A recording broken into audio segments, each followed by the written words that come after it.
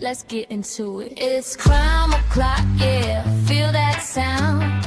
Typically unique when the truth comes out. Tick-tock, won't stop, let the facts talk. Pull up real close, yeah, it's crime o'clock.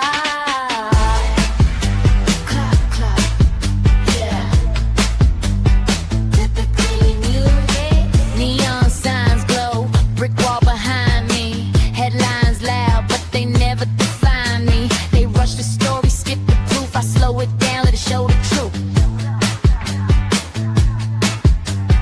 Files on deck, read every line. Timestamps matter, so does time. If it don't fit, I don't force the frame. Ask one question, whole story change. No fear my voice, no need to shout. Paper speaks when you read it out. If the math's off, I'll circle twice. Truth ain't loud, but it ain't nice.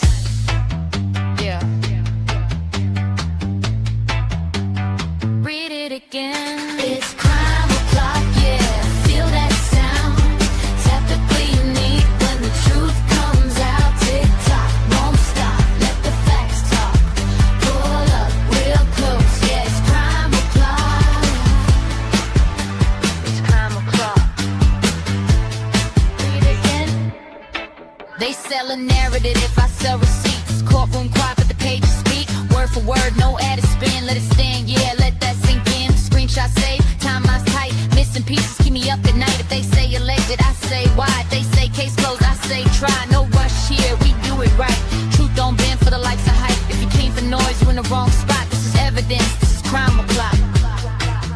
Clock, clock, clock. Stay with me. This isn't background noise. This is pattern recognition. This is documents. This is crime o'clock. It's crime o'clock, yeah. Feel that sound. Typically unique when the truth comes out. Tick tock, won't stop. Let the facts talk. Say it with me now. Crime o'clock. It's crime o'clock. Typically unique.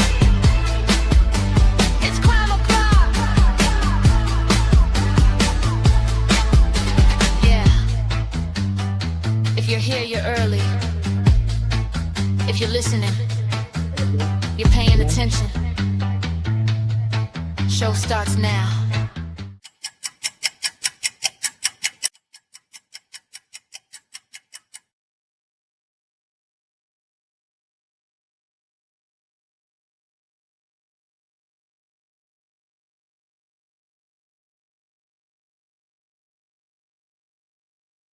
My last name is Jason, we the people, and my address is 1776 Boulevard. Hello, my name's Jason. I live at 1776 Boulevard. We're here to talk about tonight. Excuse me, Jason? Yeah. What's your last name and what's your address again? My last name is Jason, we the people, and my address is 1776 Boulevard. What city? Freedom City. Freedom City in what state? Michigan. So I know you're making all that up. Yeah, 100%, because I don't have to tell you anything because it's my Fourth Amendment right. You know what that is? According I to our... think you need to learn the Fifth Amendment right. I don't care about your article. According to Article 6 Clause 2, you're trumped. According to the rules of the city council, you have to give your name, your proper name and address, or you're not allowed to speak. So do you think your bylaws trump my constitutional rights? Because that's the way it's looking here. You think your little bylaws here trump all these people's constitutional rights. Remove me so I can sue the dog shit out of the city. Do it, because I'll make sure you don't get no data center. Try 42 USC 1983, baby. That's my middle name. You want that name too? Now, back to this Fifth Amendment's takings clause. You can't use no takings clause, Einstein. Guess what? That's for public use. You understand that? You know what public use is? Sure ain't a data center. It's a park, an old folks home, something like that. It's the Fifth Amendment. It's really not that complicated. You should look into it. By the way, how does it feel sitting up there being a Benedict Arnold to all your people out here? Not one person supports this. How about this? Everybody up here has been asking who supports the data center. How about this? Who don't support the data center? Any other questions? Is there any other questions? Ray Charles and Stevie Wonder can see this one together. What remedy do you have for the forever chemicals? You don't got none. So now you're poisoning our land. Is there any foreign money involved in this? I'm pretty sure there is. Ain't Whitler in some hot water over there? Also, non-disclosure agreements. Bad news. I want everybody in this room who lives here, it's a FOIA request, every single non-disclosure agreement from any council member, mayor, anybody in this city. You need to FOIA who has one. You won't be able to see what's on it, but you'll be able to see who has one. And then at that time, we got a real conflict of interest, don't we? I think we would. Next thing, who are you having come in here that's putting these underground generators? Oh, you're not. You got these big old power lines going in right now that everybody's talking about. What's that? Yeah, I mean, have we already made our minds up? Huh, seems that way. Well, anyway, here's your people. Have fun. Hello.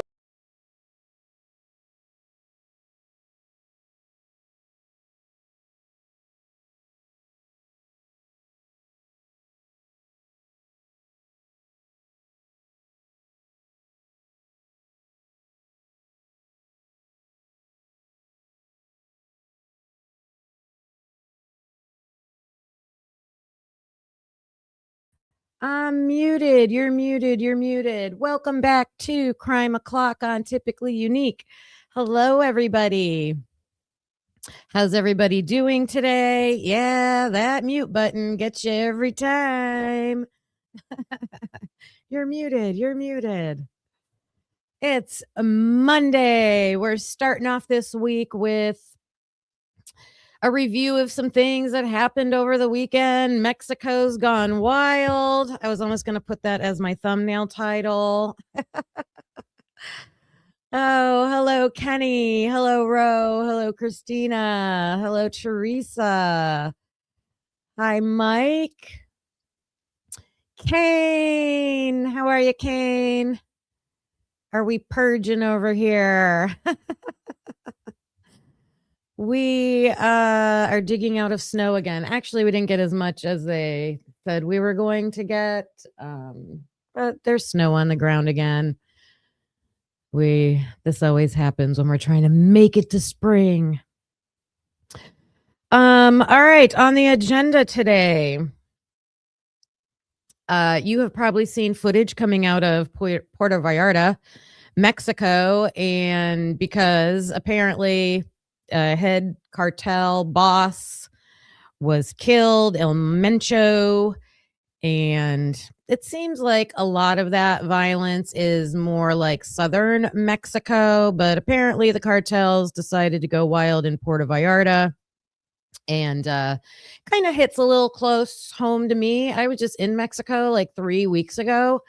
I have some personal stories about Mexico. I've been there twice. Just some little insight about that culture. To me, it's personal. So I want to share that with you and relate it to what's going on down there. And then, of course, we're going to talk about Nancy Guthrie. I don't know. This case seems to have stalled with any new information that's coming out. They did do a search yesterday. The community finally decided to go out and search some areas. Apparently, they found a black backpack. Not related, I guess. They're saying that it's probably like because there's a lot of homeless around. So that's all the like major breaking news about that. But there's been a lot of speculation about the sheriff, and I've heard lots of people say, oh, he was charged with RICO, and I was curious about that. So got to the bottom of it. I have some information about that. Just today's going to be kind of random updates day about Nancy Guthrie and different talking points that we are going to discuss. Let me see your comments in the chat. Megan Kelly said, no matter what the sheriff says, no one has been cleared. She's got an FBI source. Well, I mean, if they're using lie detector tests to clear people, I don't think that's very, in my opinion, don't think that's very valid. Yeah, we're going to look at some footage from Mexico. And I'm going to show that right now. I don't have all, I know it's harder to see the TikTok clips, but the footage is good. I do have bigger videos too that I'm going to show. So I have a mix of both. I am way better than last week. Still trying to get to 100%.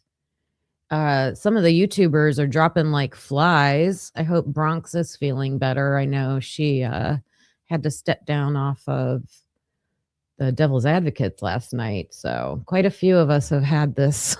We're calling it, I termed it the YouTube flu. We've all got the YouTube flu. All right. So here's some clips of what's been going on in Puerto Vallarta. Not showing. Whoops. Yep. All right. Play. Oh, going up and down the highways, and bombs are going off and attacking cars and setting them on fire. Over here too, there's multiple, all into Pitial and the surrounding Independencia areas. How insane. So that is what is currently happening in Puerto Vallarta as of this very moment.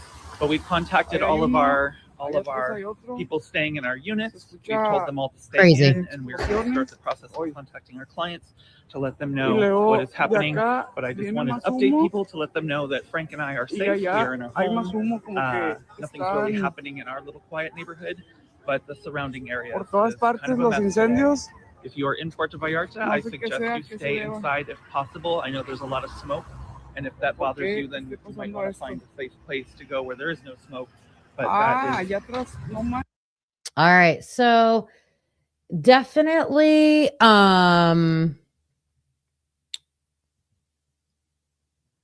when you're in Mexico, I have footage I'm going to show. Oh my gosh. Carlos and I made a really bad, dumb decision when we were down there and got off the beaten path. And so we ended up in an area that, a true neighborhood down there that, oh my gosh, I'll explain it when I show it, but I didn't realize so many Americans like have condos down in Puerto Vallarta and go down there like on scheduled trips. Like they go down every winter. It's kind of like what do you call it when the retired people, snow bunnies, like the snow bunnies that leave the cold and then go somewhere warm for parts of the year. Yeah, not close to a casino. Like, we're so crazy, Kane. Like, when we were down there, we're like, we should find a casino. And then I'm like, I don't know if that's a good idea in a foreign country. Like, because, casinos usually draw all kinds of people, right? All ends of the spectrum of people. So, yeah, we did not do that. Thank goodness. Oh, yeah. All right, I'm going to show. So, I've been to Puerto Vallarta in 2001.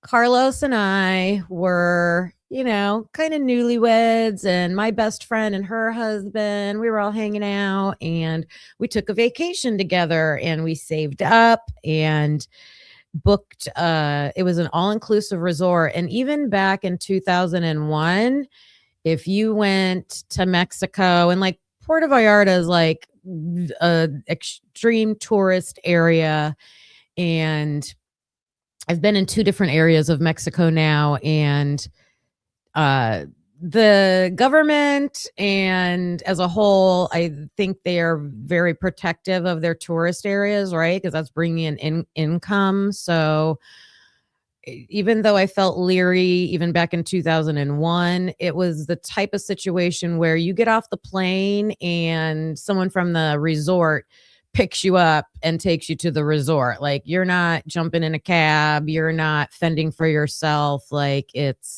you're with people who know what they're doing and keeping you safe. And then you don't leave the resort. But we ended up having to. So that's what I'm going to tell you about when we've had these crazy, crazy adventures.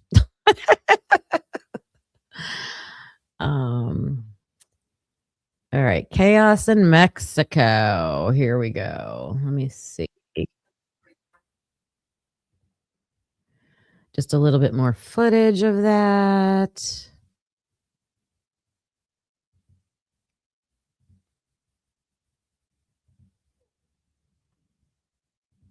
An American who is currently in Puerto Vallarta, fearing for their safety as we speak. They were rushed out of their Airbnb earlier today due to the extreme violence, witnessing buildings being torn apart and cars set on fire. They're asking not to be named tonight for their safety, but they're on the phone with us right now. I'm so grateful you're making the time to join us. Our thoughts are certainly with you. Can you tell us about what happened today? Where were you? How did this all start?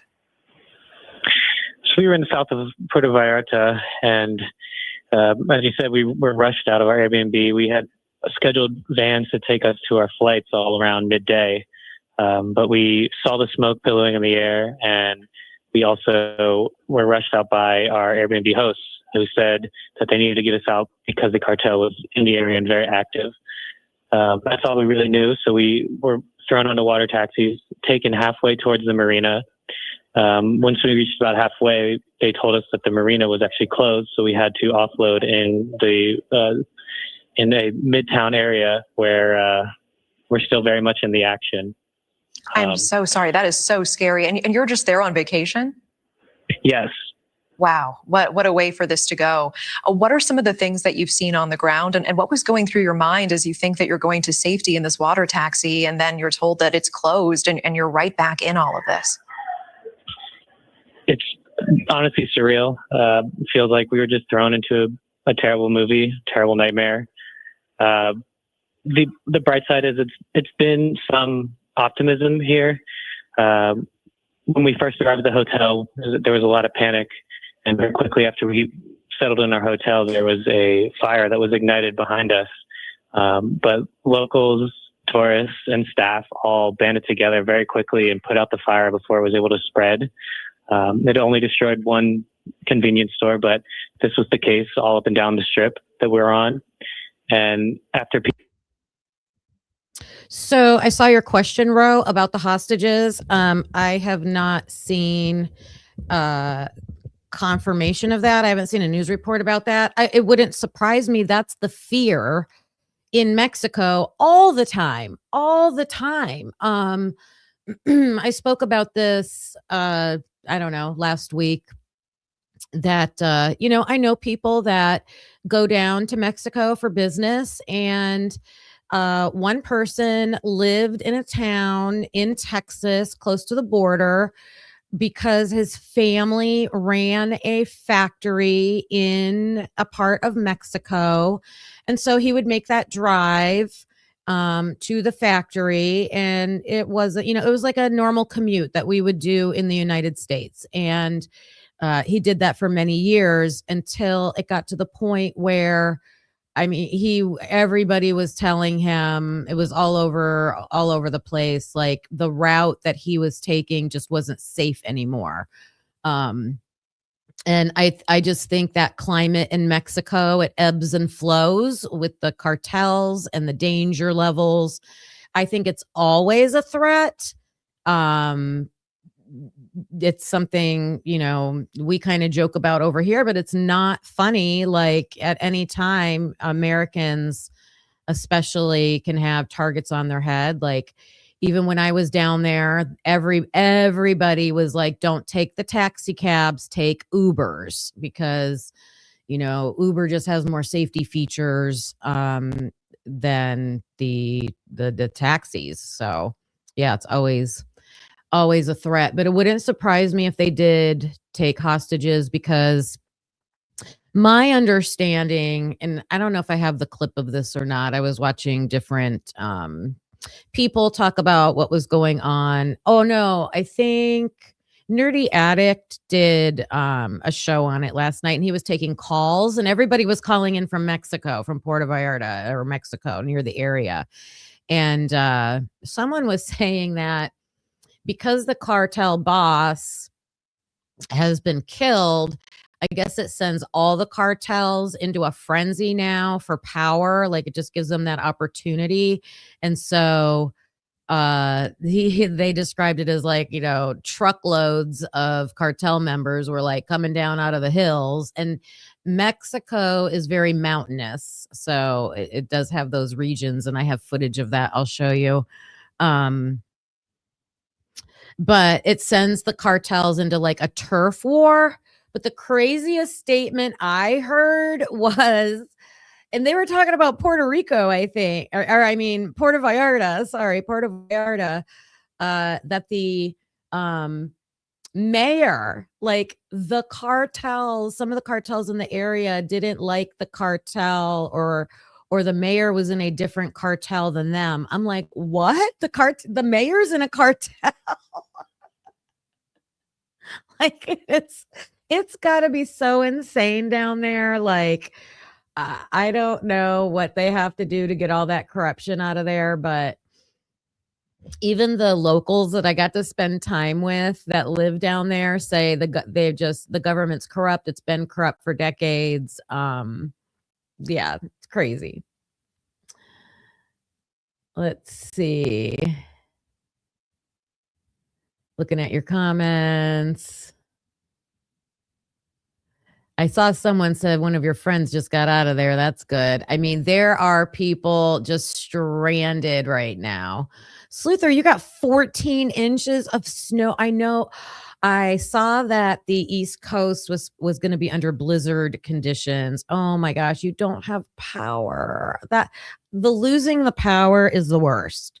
That's the worst, especially when you don't have heat. I'm so sorry.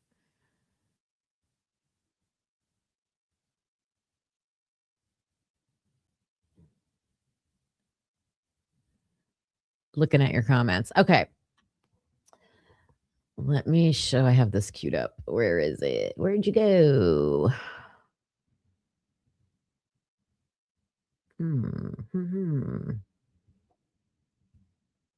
This one. I do have footage. This is Costco, you guys. They set the Costco on fire. Like, people need to eat.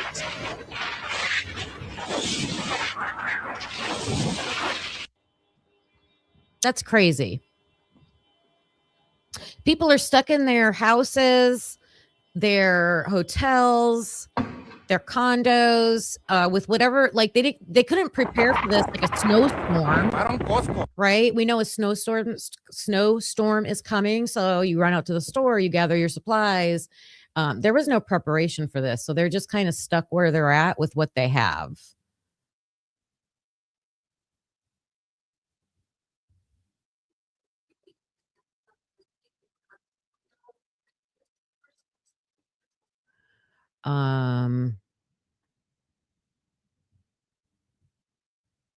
Geez.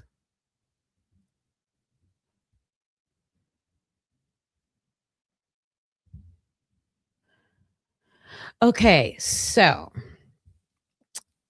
Carl, first I'm going to start with the story of when we went to Puerto Vallarta. So,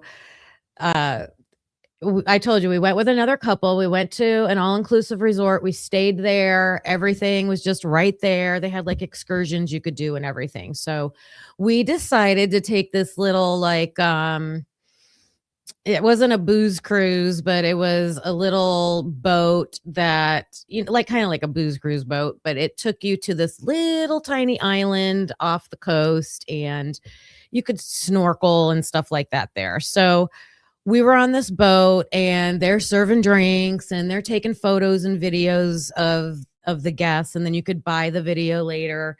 and they had music playing, stuff like that. And there were dolphins that like showed up along the boat, and I got distracted by the dolphins. The guys are coming around asking if you want to buy this video. Like there was a lot of commotion going on.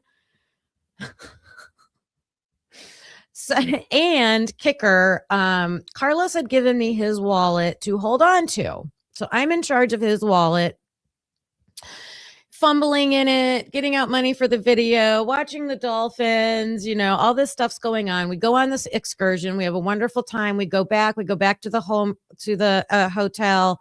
Can't find his wallet. This was our day before it was 2 days before we were supposed to leave. And we searched everywhere. I mean, panic. You want to talk about panic. And back then you didn't need a passport. You just needed your driver's license. So, I mean, panic. I felt horrible. Oh my gosh. And Carlos has the patience of a saint. Like, he did not get angry, but oh my gosh, it was just a horrible situation because he's Hispanic. His name is Carlos with a Hispanic last name, trying to get out of Mexico. How would you like to have that thought in your head? So the next day we woke up like super early. We were like, and this is like before cell phones. I don't think we had cell phones back then. Everything like paper, like technology was just very basic back then, right? And this is the summer before September 11th. And it was our last trip for a while. But that next morning, we contacted the American consulate. Yeah. Kane, you're probably right. That probably is it. Yes. That is so funny. I can't click on that link. Though, but I bet that's it. And I have to dig out that video. I know I have it. Like that would be hysterical to like put that on the computer so I can see it. So we had to go we took a taxi. That's your first no. Don't take a taxi. So I'm nervous the whole time in the taxi. We had to figure out where the American consulate was.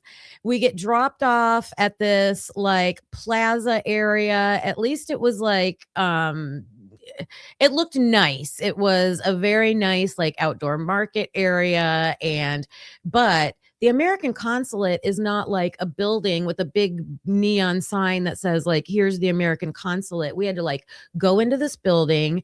There's really no signs anywhere. You're like looking around. It was like one little room, one door, one little room with like one little sign when we finally found it. And we just had to sit there and wait and hope that somebody showed up. And thank God they did. And I mean, we spent our whole last day of our vacation was spent at the American consulate.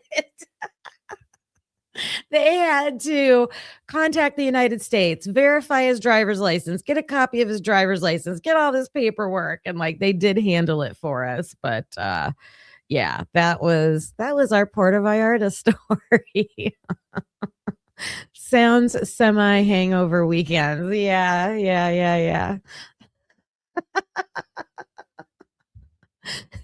Bring that story up to Carlos. He's like, he tells stories way better than I do, but oh my goodness. Yeah. After we got that all taken care of, I think we had a relief celebration the last night before we went back.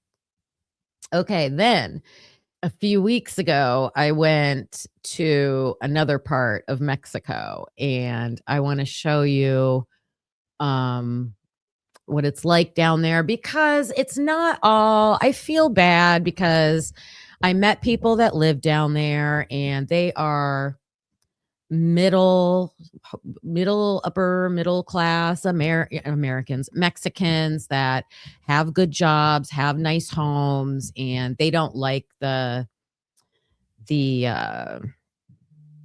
what do I want to call it, reputation, right? The reputation, because not all areas are bad, not all people are bad. So I kind of was keeping that kind of thinking in the forefront of my mind when I was down there. You're gonna go ask the next time. Oh, hey. Hey, you. Good to see you. That's funny. Ask him about it. That's so true. Ask him about it. That's funny. All right, so let me show you some of these photos. I'll start with this. Okay, so this is me in Mexico, and I have a video that I'm gonna be making. You know how I used to do my walk and talks? I made one when I was down there, and I couldn't do it live because I didn't want to announce, where I was and, at the time. But I recorded it, and I'm going to turn it into a video, and that'll be coming out. But let me show you. Here's a clip that shows really well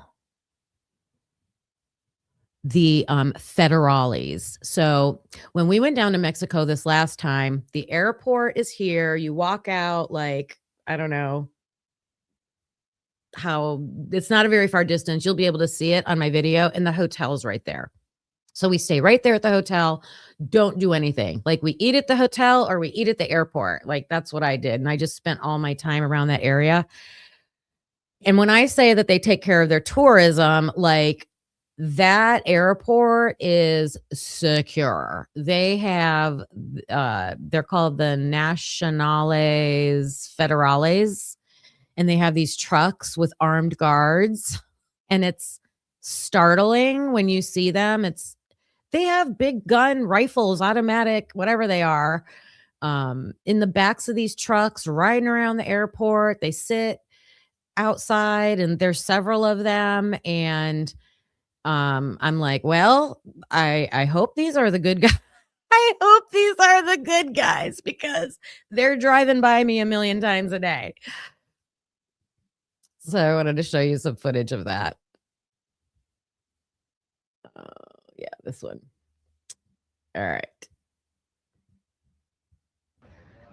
When I walk by, there's a guard up here with his rifle out. Oh my God. Looks like a stormtrooper. But he looks like a stormtrooper. Oh, he made me lose my train of thought. I'll get it in a second. I'll try to show him. Carlos took a picture. Oh, here's the truck too. Look. You see it? Okay. Can I make this bigger? I wish I could make this bigger. If you could see my mat, like right above my head and between my eyeglasses, there's a white truck. And the back of the truck has benches, and they will have, I saw like 6 guys back there. They're all camoed up. They wear face masks. They have these big rifles, and they just sit back there and they just drive around and around and around. And one day, Carlos and I were walking out of the airport, and they were all lined up outside the doors and inside the airport. And we thought, ooh, someone important must be flying in here, because they had this whole little stretch of the road blocked off. And the funny thing is, there's a 7-Eleven right over there to the left. So that was my little store that I could go to. And I felt safe going there because it's right there in this area. And it was basically just all the airport workers that would, run on their break, run in the 7-Eleven, and run in and get their lunch or snacks or something. And let me just tell you a little bit about down there in Mexico. So they don't have Diet Coke. They call it Coca-Cola Light. And $1 American is about 17 pesos or Mexican dollars, whatever. So when you go in to buy something like a little bottle of pop, it'll say it's like $55. You're like, $55, but divided by 17 or whatever. So it's crazy. That was crazy. All right. So yeah, that's the federales. I wanted you to see them right behind me. think you can. My facial expressions. It was sunny. I'm going to get arrested because I'm putting them on camera. I said I'm going to get arrested because I was putting them on camera. So I was talking about Nancy Guthrie, and the town being safe. Like, just tell everybody to be safe because he made the comment. So if you can see the door right behind my shoulder under the orange part, they always have guards out there too. Armed, fully armed guards. Like, do we think there's elderly women that have been getting kidnapped out of their homes every day? No, I don't know anything about that, was what he said. So I'm trying to get anybody I can in the background. I'm sorry, you guys, I didn't do a good job. I tried it first, and then they were like, oh, here's another one right behind me. All right, so there's another truck. You can see the guy up on top, fully armed in those trucks. Like, they're all over. There's multiple trucks. We'll just stand here for a minute. Is it that one? No, I think it's this one. Yeah. I mean, I feel safe when they're driving around, having them around, but I don't know. We always joke, like, because they are wearing like, they're wearing face masks. Like, yeah, cover your face for it. And like different. I said, well, yeah, cover your face for it. Governments like this, I'm like, are they the good guys? I don't know. I'm at the crosswalk. They didn't stop. I told you they don't stop here. I'm gonna go around the building. Yeah, they did not stop for people in the crosswalk. No stopping. It's almost like dog chasing again. Yes. Oh, hey, Blue Devil. Thank you. About 3 weeks ago. Beginning of February. It was like right when all the Nancy Guthrie stuff was breaking. Do I think the U.S.? I mean, I don't know if it's our job to do. To me, it's a cultural thing down there. I mean, think about it. Those cartel members, they are someone's son, brother, husband, cousins. Like, I just think, stop accepting it. I think it has to come from that part of it. And because apparently it has weaseled itself into every fundamental part of, I was even hearing somebody say that they won't go to Mexico to the resorts because the cartels own the resorts. And it's not like, when they say that, I don't think it's the cartels own the resorts. I think the resort owners are cartel members, which is the same thing, but I just think it's so infiltrated. Like I was saying, even the mayors, and it's such a long standing problem. It's been decades. Like, you'd have to really do a historical dive to see when was it not that way. I don't know. It's a big problem. And then it's a very poor country. I think like minimum, like workers down there in like factories and stuff like that, the hotels and stuff, they probably make like $3 an hour. But their utilities are as expensive or more expensive than ours. How do you survive like that? And that's why I think the dependence on the selling of drugs and things like that, it's just, it's complicated, very complicated. Okay. I have some, some images I want to show you. I named some of them. So if you can see here behind me, that's right outside the hotel. They would just park there. So that kind of made me feel good. Is that showing? Yep. It was not hot down there either. Like the weather was in like the 40s at night and then like 60s to 80s during the day. We only had one day where it was really like really nice hot weather. But then again, I couldn't, it's not like I could go to a beach. Wasn't going to a beach around there. I just kind of sat out in the parking lot and let the sun beat on me one day. I named some other photos in here. Let me find them. That's the barrio. Okay, so one day only, Carlos and I decided, well, he always has me plan out excursions when we go somewhere, and I'm gonna have to brag about myself. I'm usually really good at it. Like, I will do my research and I will, make sure I know exactly where everything is. Why isn't this one show? Oh, share this tab instead. Okay. I know where we're gonna go. I know where it's at. I know how long we're gonna be there. I just plan it all out. This first, this second.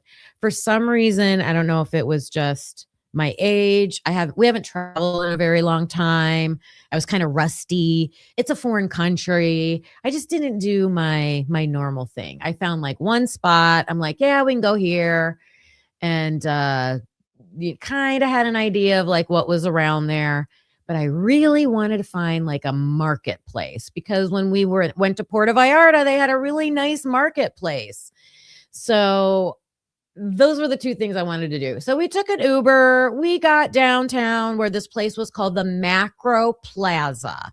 And they have them like all over. Really what it is like a city area, like a large city area. And they have like their library and some museums and just, nice parks and stuff like that. When did I do this video? Like 3 weeks ago. 3 weeks ago.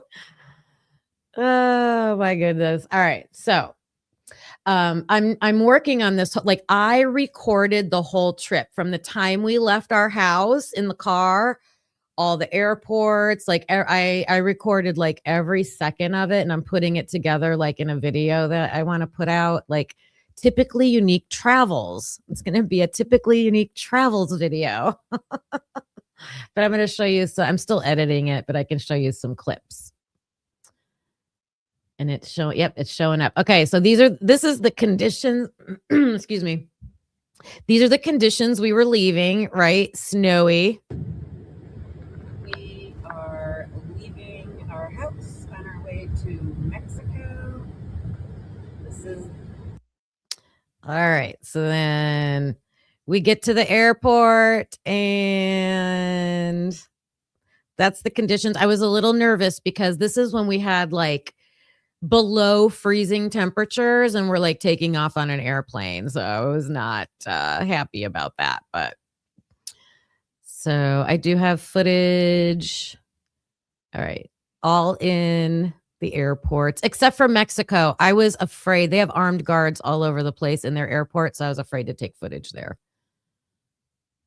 Oh, yeah, that's black.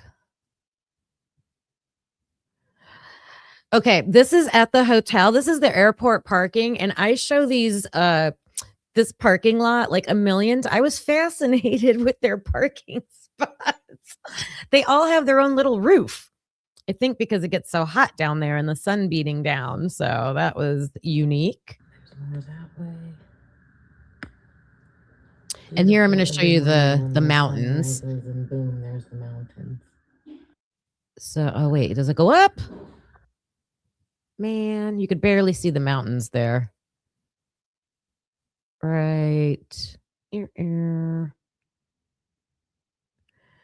So right there, they start. This place that we were was like mountains in the distance. All right. So then I don't want to show this part.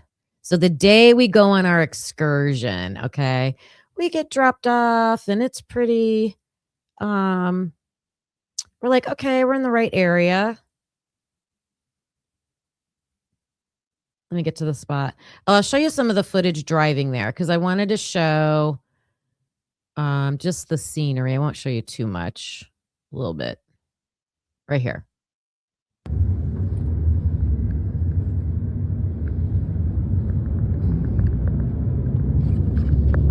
Hi, Beach Babe. If I didn't say hello, hi, Sneaker 75.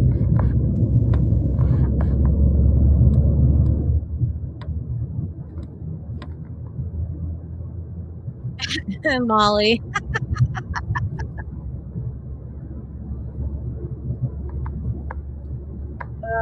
Carlos was not in a bathing suit. That's funny.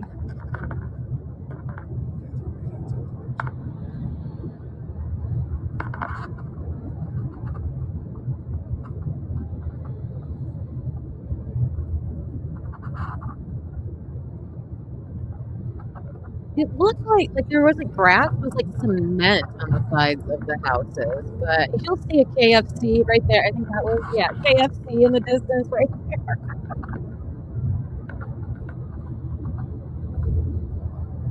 Billboard, fast food restaurant. They had toll roads. Different businesses, gas stations, you know. All right, now here's the nice downtown area. This is where we get there. So,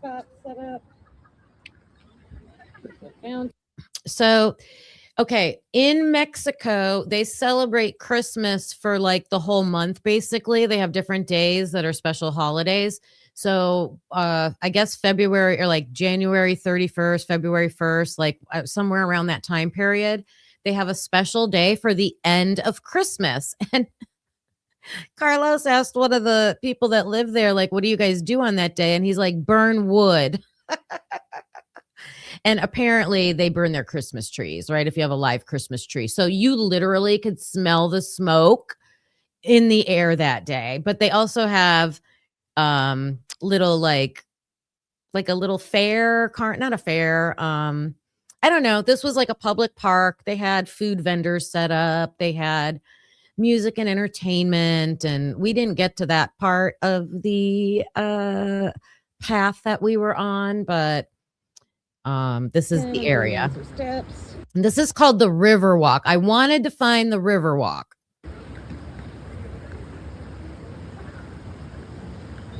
Going into this plaza area.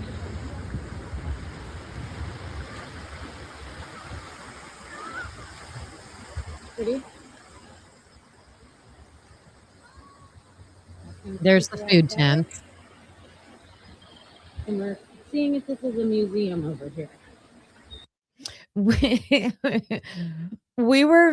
I was less nervous about the food down there. But we were not buying any food from the food vendors. Like, I was lucky that I got Carlos to try some different things on the menu and coffee. Like, he wouldn't even drink the coffee. I'm like, okay, I have to have coffee. I'm drinking the coffee. It's hot water. It's hopefully it killed bacteria. We are walking towards a museum that's here. I'll just show you a little bit. I'm going down this stairs. Oh, here's in the museum. It's pretty cool in there. The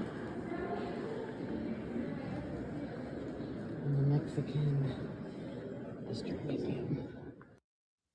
It was free that day because of the holiday. This was the floor, and you could walk over it, and it was just a map of Mexico. That was pretty cool. A landform map. And you had to go up those winding stairs to get into it. All right, now here we're down at the Riverwalk. Pretty cool. Look at the trees in the background. And then I'll get to my story. You to stick around for that because we were dumb.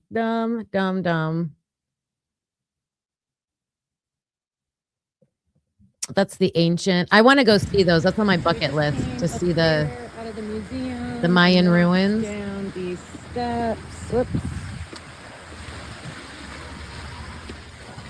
And there's a water feature here. Bridge right there. This is the river. So that's called the River Walk. Nothing like San Antonio. San Antonio has the best river walk. There's Carlos. resting because I was making him walk all over the place. Just some little clips of what this looked like. There's the bridge. We just walked under. You can hear the music. That was cool. We're all lit up at night. Little restaurant. All the lights are strong. There's the geese. Some more.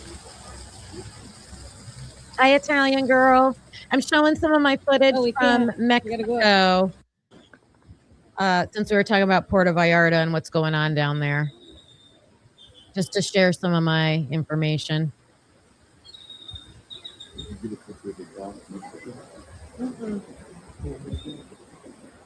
didn't see. She got the cat ears and everything. Where? Oh, I got walking away. She got fur boots up to her knees. Okay, at this point, see those big buildings right there? I should have realized that we were heading towards a more urban, look at those tall buildings, maybe more touristy with hotels. I should have realized we were walking towards that. I didn't. Carlos didn't say anything. And we had been walking for a while, and I knew Carlos didn't want to walk a whole lot. So we're, in my opinion, I thought we're like halfway down the river walk, and I didn't know what was on the other end. All right. And I'm like, are we just gonna, and I wasn't like super impressed with what we were seeing along the way. So we sit down, and I'm like, I want to go find a marketplace, because the one we went to in Puerto Vallarta was amazing. Like, I got these little like those puppets on the string, marionette puppets of like, authentically dressed little, like, I got those for my kids when they were little. We got pottery that was amazing. So that's what I was looking for. And so I'm like, I want to go try to find this marketplace. And I had looked them up like a little bit. So, you use your like Waze app or your GPS on your phone, and we're looking for marketplaces, and Carlos pulls one up, and I'm like, yeah, that looks familiar. I think, and it was like maybe like a 15-minute walk. Okay. So we're like, okay, let's go find that. So in order to find it, we had to go all the way. We had to backtrack. We had to backtrack our steps, go back to the main plaza area. And then I'm going to show you what it looks like. This was the bad decision moment of trying to go find a marketplace. This is so bad. Oh my God. Oh, wait a minute. Giving it away. Giving it away. Giving it away. Okay. So we make it back to like the main, we're walking, we're out of the river walk, we're back up on the main plaza area, and we're following the directions. You can see the mountains in the background. Those are the mountains. We're like, okay, we're going to follow the GPS directions. Just took a couple photos there. We're leaving the safety. Walking down. And look at the road, you guys. And this was the best part of it. I know I'm laughing. This was it's when we were in it, like we were like not verbalizing it to each other, but I know that we were both like, oh my God, what did we just get ourselves into? But we were staying calm for each other and just trying to like, let's just get out of this. Let's get out of this situation. So I have to back up for a minute because I have something that I didn't put. Because when we started walking, there was like this nice park, and there was a wedding. People are getting married, and it's just reminding me like, oh, it's just normal down here. Someone's getting married. The church. Groomsmen. Walking this way. Carlos. Right? Trying to find Beautiful wedding. The cars decorated. People are getting out of their cars all dressed up for a wedding. I'm like, oh, this is, just like us, So, and then when we were there, Carlos sent me into this little corner store to go get some water. And, it was a convenience store, whatever. But when we turned the corner, that's when it looked like this. But here's this girl right here. So this girl's walking in front of us. And I'm like, okay, we're just in a neighborhood. We'll keep walking. So we walk down this area. Try to find the market.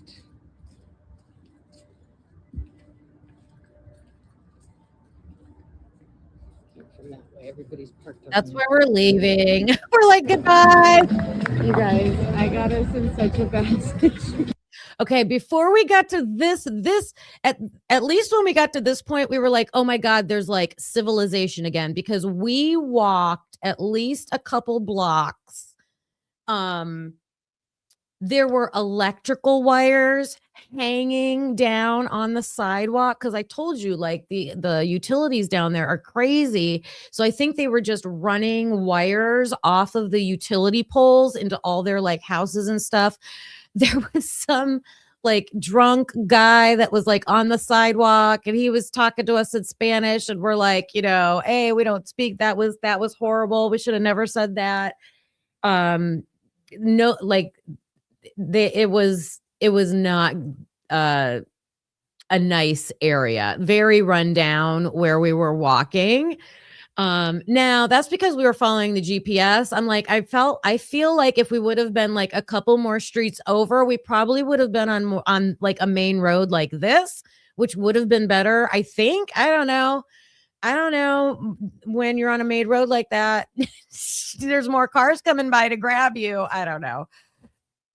So, we get to this point. I'm telling you, we walked past a bar that had like open garage doors. They were playing like Jimmy Buffett music. What I was cracking up about, that they were playing Jimmy Buffett music, but it smelled so bad. There was like sewage water running down the sidewalk. And I just kept thinking, oh my God, what are we doing? What are we doing? And so this is like authentic downtown. This is not tourist. This is where people live and go shop and bars and restaurants in a certain part of Mexico. So you can see some authentic footage. Situation is not really bad, luckily, but we are like in an area that is like, I mean. Okay, you guys, that's the market. I was so mad. We're going to talk about Nancy Guthrie in a minute. I just had to share these personal stories. I hope you don't mind. I like sharing stuff with you guys. All it was like a stretch of road that already had permanent stores there. Like they had like a discount clothing store, and then they had like, it was like a sidewalk sale. It was like a sidewalk sale. And of course, they have all their religious figurines out and stuff like that. But oh, thanks, Tomboy. Are any of them urgent updates or anything urgent that I need to know? I thought we were gonna go to like a nice like indoor outdoor market. We're like, we're still. Oh, and I got to show you guys this. So after since we were there, I'm like, we got to see it, right? So I don't know if you saw this guy. We call him the cloak guy. Where'd he go? No, he's back here. Let me play it and pause it. I thought we were gonna go to like a nice like indoor. Right there. So this guy, so we're walking down this side to see the the stores that are there. We're just walking. I'm like, I just have to capture this on film. When we turned the corner, it was all like fruits and vegetables. So I'm going to show you that. And that was way worse because it was so crowded and it was more isolated. And we're like, let's get back out on the main road. When we got back out on the main road, we're like, let's get out of here. Like, we got to get out. We weren't even here probably like 10 minutes, I think, at the most. And then I panicked because I'm like, are we going to be able to get an Uber out of here? But this guy, the whole time we were waiting for an Uber, Carlos said he was just like staring us down. Like I stuck out like a sore thumb. Like I know I did. Tomboy didn't answer me. Are they urgent, Tomboy?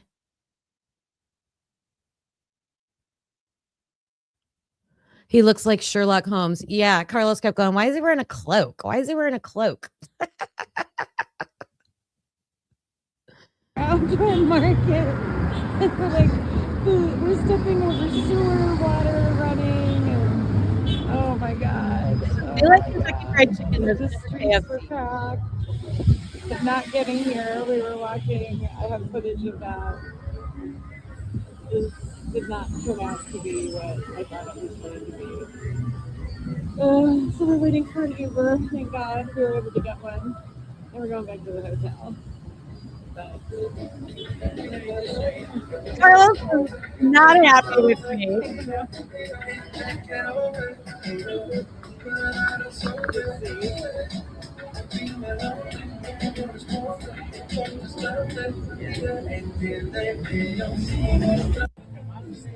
All right, here's the corner. We rounded the corner.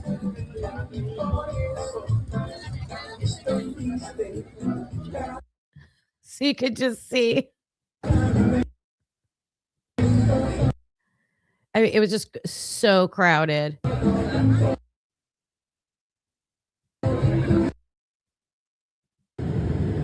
All right. So the good news is we got out of there. An Uber came for us, made it back to the hotel, and we now have a good story to tell. But after we were out of it, Carlos shared his thoughts with me. And he said, when we were walking down those side streets, he's like, if anything happened, he said he was going to throw me on the ground and just like lay on top of me. Cause he always says like dead weight, like they'd have to like try to like pick him up as dead weight. And then I don't know what I was just like, let's get out of here as soon as possible. So thanks, Mike. Thanks. My own true crime stories. I've got a couple of them. All right. So back to Nancy Guthrie. So we know that, let me check because Tomboy said she messaged me. So let me see if there's any updates.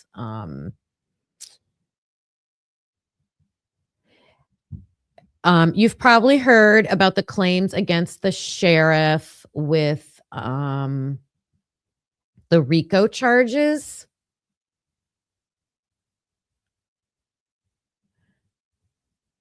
Oh, she sent me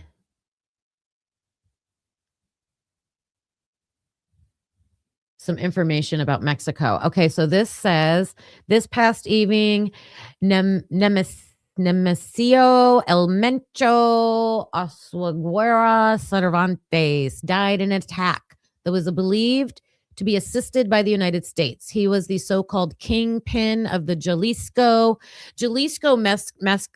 I can't talk today. Jalisco, Mexico is pretty far south Mexico, and that's where a lot of this cartel was from. So it's interesting that they went up to Puerto Rico to do all of this. Okay, so his gang was called the Jalisco New Generation Cartel. Earlier this morning, buses and trucks began to block roads coming into and out of 3 major cities in the Jalisco area. 2 cities are reporting widespread attacks by the cartel, and it includes Puerto Vallarta and most of the Mexican Riviera. That's what like in the 80s, that's what it was called, the Riviera, right? Like touristy and fancy, and you go there on vacation. And that's where many cruise ships come in. Many Americans live in that area. Many are from Texas, not all. I saw Canadians that were being interviewed there. And the new advisory, we are told, that will be out in the next hour is asking Americans not to travel to Mexico at this time. Oh my God. Okay. Thanks, Tomboy. You need to get off the air. Do you want to tell me more about that, Dennis? Hi, Dennis. All right. So we're going to look at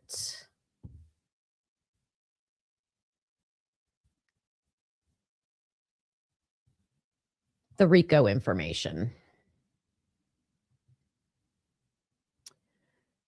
And I'm going to, where's my article? Found an article about it.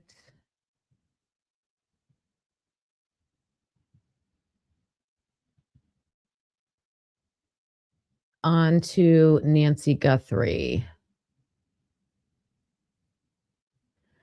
And Dennis, I'd love your feedback. If you're going to make a statement like that, let me know more specifically what you're talking about.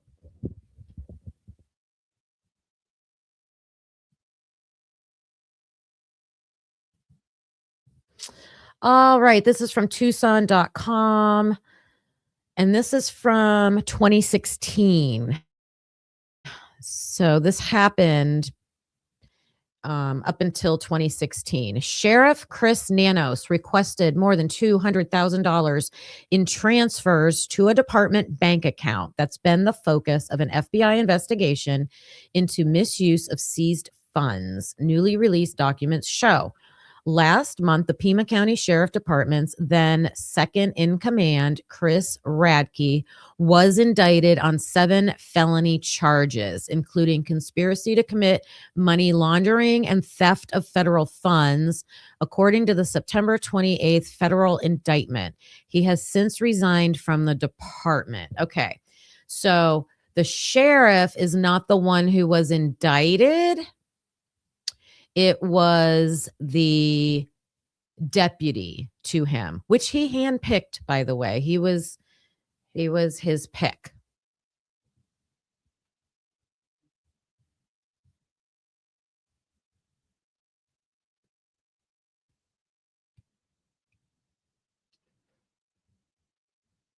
All right. FBI. Oh, wait a minute. FBI investigators say that from January 2011 through February 2016, so for 5 years, Radke and others conspired to circumvent the restrictions on the use of forfeiture funds intended for the sheriff's auxiliary volunteers, spending roughly $500,000 on items not related to crime fighting or prevention. Between February 2015 and January 2016, Nano submitted departmental requests for nearly $220,000 in transfers to the Volunteers Fund. According to Pima County Attorney's Office documents, according to the Pima County Attorney's Office, documents recently obtained by the Star through a public records request. It's my understanding the FBI investigation is near completion, but until then, I am unable to comment, Nanos wrote in an email Tuesday. The Star has requested but not received records detailing how the funds were spent, but I have an update. I know how they were spent. After announcing Radke's indictment and resignation in a news release October 10th, this was 2016, Nanos has said that he'd ordered a review of the department's financial practices. In regards to RICO money expenditures, there is a stringent process in place with independent review from an outside agency, Nanos said in the news release, days before announcing the review. There's also an audit on the back end of all expenditures, and we will continue to review all processes to make sure checks and balances are working appropriately. RICO funds come from the money seized during criminal investigations under the Federal Racketeer Influenced and Corrupt Organizations Act. The forfeited funds are distributed to law enforcement agencies to use for enforcement-related activities. Wait till you hear what they used them for. And all requests must go through the county attorney's office for approval. Okay, so by definition, the sheriff's auxiliary volunteers meet the requirement. According to the description in the funding request, the volunteers support residents of unincorporated Pima County by performing numerous functions vital to the overall mission of the sheriff's department. So he's arguing we did use the funds the right way, but they didn't. So here's some examples. Their services listed on the request include patrol, neighborhood watch, conducting traffic control at accidents and crime scenes, performing home security checks, providing fingerprinting services for employment and administrative support duties. Okay, so that's what they should have spent the money on.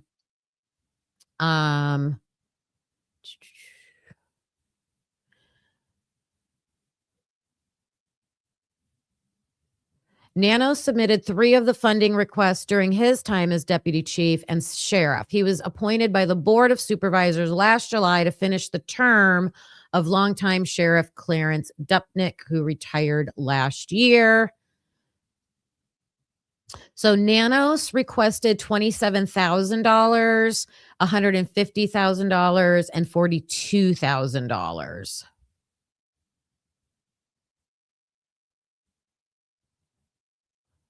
A public records request showed that the department spent more than $30,000 on equipment and renovations for the spaces, which they initially said were paid for with RICO funds, but later said came out of the department's general fund. And you can move money around like that into different funds. The indictment said Radke and persons known and unknown to the grand jury purposely misled the county attorney's office when requesting funds. So I think the county attorney's office, somebody like that, had to sign off on this. And so they were misleading them. There he is. There's the man of the day. Oh, thank you. Yes, please take a minute to hit that like button, please. All right, I have a little bit more information about this.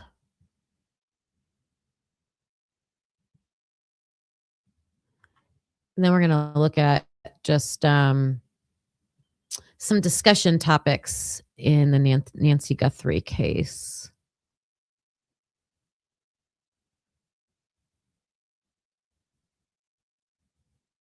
This one.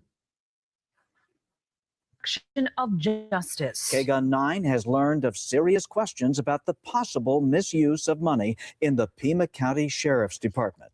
That's hundreds of thousands of RICO funds that should only be used to fight crime, but instead might be illegally used for other things. Now, your side investigative reporter Valerie Cavazos joins us now with the exclusive details. Val. As Sheriff Chris Nanos confirms, the FBI is still investigating its investigation into possible misuse of RICO funds and told KGUN 9 the FBI scheduled a second interview with one of his senior command staff this week.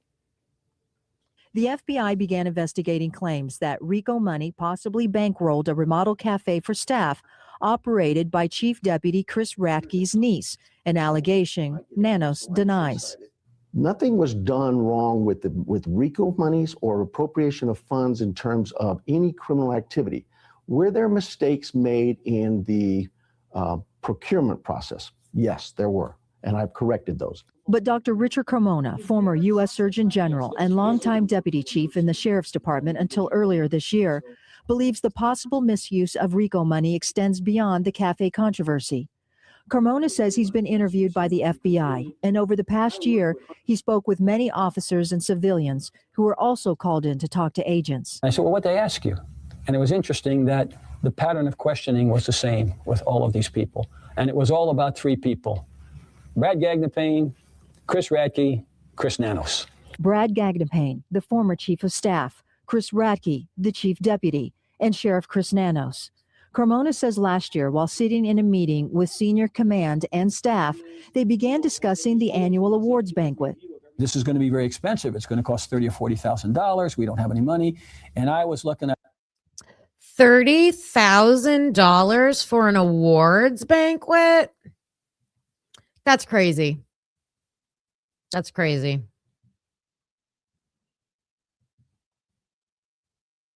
Like, police departments are just like schools, educational systems. Like, we don't do those kinds of things because we don't have the money to do those kinds of things. So don't do those kinds of things.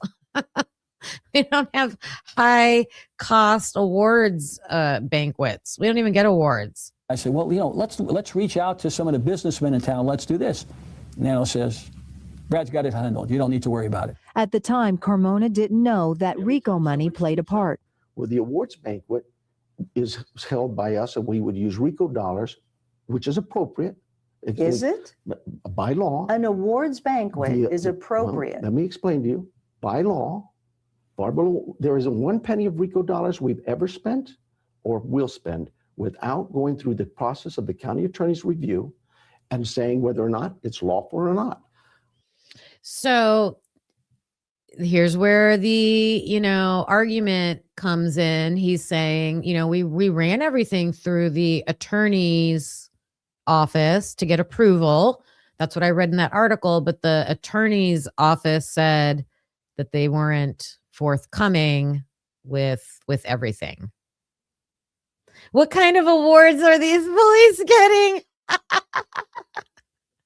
Good question. Good question.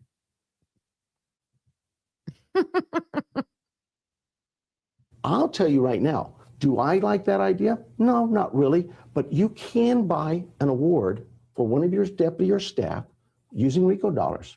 That's true. RICO funds can cover the awards, but not food and entertainment. Kagan 9 obtained ledgers dating back to 2009 and 2010, showing tens of thousands of dollars in RICO funds moved from the general fund to the Sheriff's Auxiliary Volunteers Account, or SAV. The list of purchased items include tuxedos, flowers, furniture, and entertainment equipment. Basically, what this is showing is that it was common practice for the awards dinners to be paid for through the SAV funds and with the help of the RICO funds. RICO funds and individual funds were put into the SAV accounts under an account that dealt with the awards banquet. The ledger shows a RICO deposit of $35,000 in September of 2010, labeled Special Awards Fund. Several sources have told 9 on Your Side that this practice of allegedly using RICO funds in ways they shouldn't be, from at least 2009, have continued for several years after that, including this year. Nanos told KGUN 9 the FBI has interviewed a staff member from the finance department. When we started hearing from the financial officers saying that there was illegal activity with the RICO funds, you can't use them that way. Remember, FBI agents were asking questions about Chief of Staff Brad Gagnapane. 3 months ago, Gagnapane was found dead, shot outside a neighbor's house. The county medical examiner's office ruled it to be a suicide. I forgot about that. I forgot about that.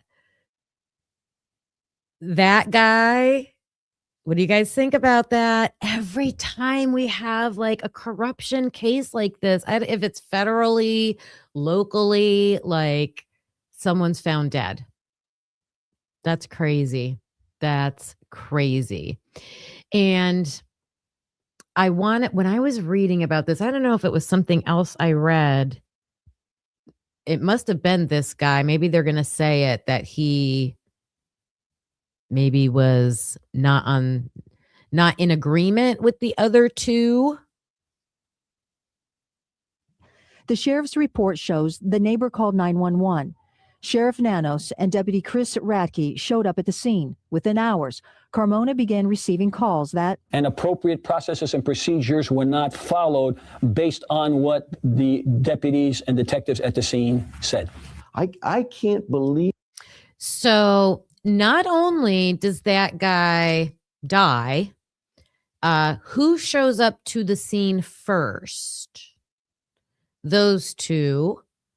And then the person they're interviewing, I don't know if it's an FBI person or the person that did the investigation, they didn't follow the correct procedure when they showed up to this scene. This is very interesting. So listen to this part. So after he explains it, I think someone else is going to explain it. 1 minute that anybody called Carmona. I'll back that up a minute. So Within hours, Carmona began receiving calls that and appropriate processes and procedures were not followed based on what the deputies and detectives at the scene said. I can't believe 1 minute that anybody called Carmona. I can't believe that. But maybe I'm wrong. So he doesn't believe that anybody would call and complain about him. In the sheriff's report, on the night of the suicide, the neighbor said Gagnon Payne had been arguing and texting his wife on his cell phone, but detectives were not allowed to interview her, a key witness. Only Nanos and Radke spoke to her, but there isn't a report from either one. Okay. So a neighbor witnessed the man who died arguing on the phone with his wife, but the investigators were not allowed to interview the neighbor. Only the sheriff and the deputy were allowed to interview her, and there was no report taken. What's that sound like? No report taken. No report taken. Detective reports he was not allowed to look for a suicide note in Gagnon Payne's house. And an investigator wanted to go into the house and look for a suicide note, and they were not allowed. That's weird, not allowed. But there isn't a report from either one. One detective reports he was not allowed to look for a suicide note in Gagnon Payne's house, and a supervisor told a detective they would not be going to the autopsy, which sources say is normal procedure. Were the detectives allowed to go to the autopsy? I don't know why they wouldn't be. I don't know. Let me ask this. I don't know why they would go. It's a suicide. And the public.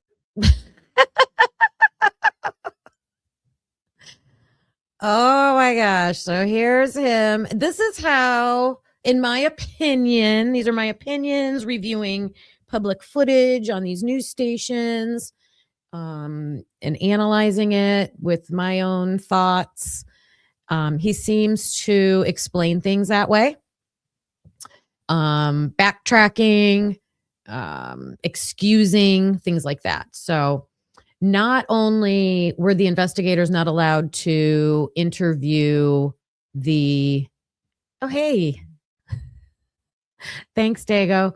Not only were they not allowed to interview the neighbor, they weren't allowed to go into the house to look for a suicide note. Hey, Dago, how are you? I'm good. How are you? I'm good. I'm finally getting a little spunk back. You're feeling better then. Good. Good. Yeah, a little bit. Well, a lot, I should say. Hey, Brian Rambles. That's good. That's Good, sorry. good. I just saw this. I was running around doing stuff, and Oh yeah. I had my Discord turned down, so I didn't even hear it until I looked in. Or Mikey said something to me, and I seen that too. So my apologies. You're good. Have you caught any of this that we're talking about with the Rico? No, this is brand new. I got a call this morning at 7:00 from my sister, who said, "Hey, they found Nancy's body in a river or a lake or something somewhere." And I went, "What? What?" So yeah, she said she saw it on TikTok. So I started going and looking, and I'm like, nope. No. I told her, I said, you need to be careful what you're watching. I said, because these people will put out clickbait stuff just to draw people to their channels and stuff, and it's not true. She was like, oh, sorry. It's really bad. It's really bad. Yeah, it's bad. Even when I'm clicking on just YouTube videos and channels and things like that, and they look like they're using AI bots to like give them. It's crazy. It's crazy. Horrible. It should be illegal because, like, especially something like that, the family could see that and lose a grip, and you know what I mean? It's just horrible. Brian Rambles. I'm so thankful for that. He just gifted a membership. So we have a new unique peep in the house. Welcome. And I think Italian Girl received that. I think I'm right about, Italian Girl. Welcome on in. Thank you, Brian. Appreciate that. Hey, Meg. Let me do a quick little thank you. I made a new one. It's probably tacky, but we're going to try it. Clock it. So I gotta say thank you.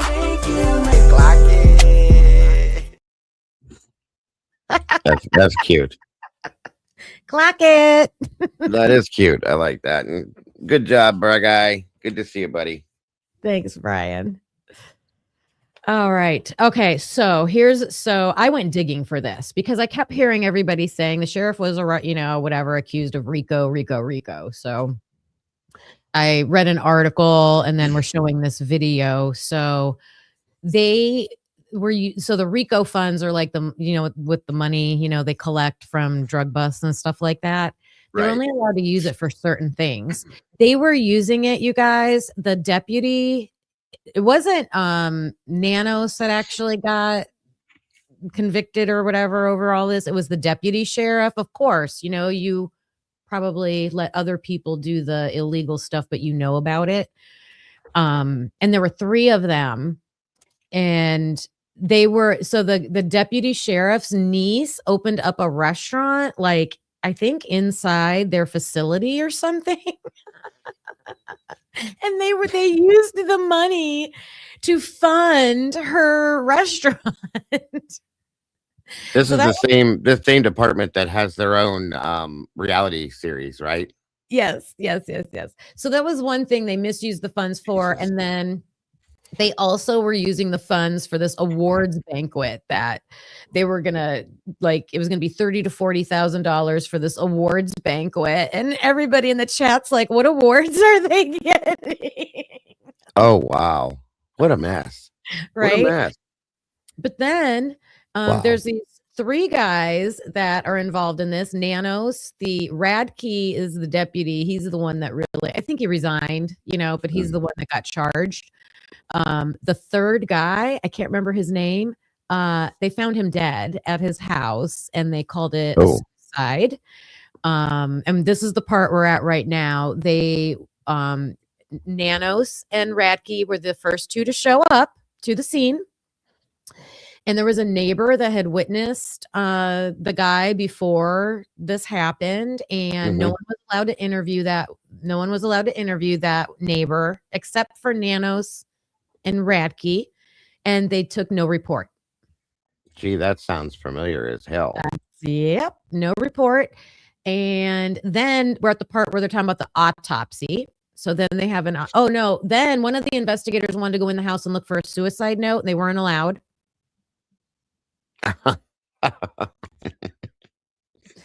And now anything else we can add to that plate?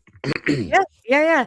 Then they did an autopsy, and normally it appeared that there was certain investigators that went to the autopsies, like it was a standard procedure, and they weren't allowed to go this time.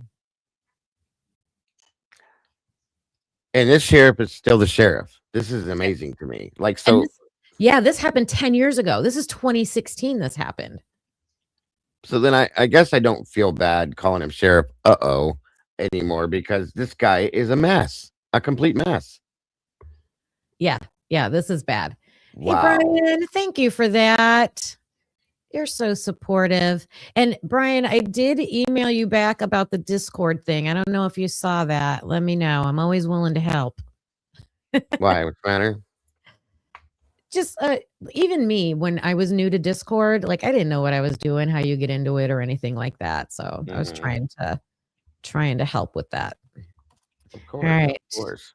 Plug your ears, everybody.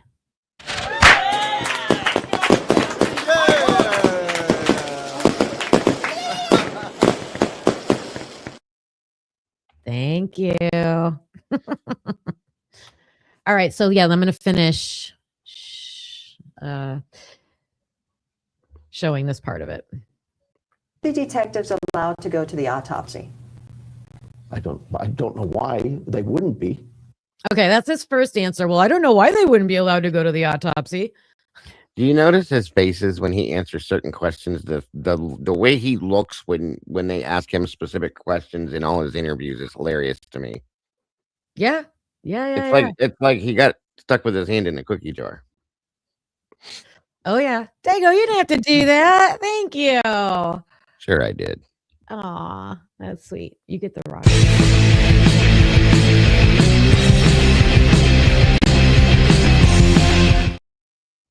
I'm sorry it wasn't more, but you know how it is. But you deserve much more than that, dear. You do a great job in here, and I'm very, very, very honored when you have me join you, and very grateful that you're part of this community. So I love our collaboration.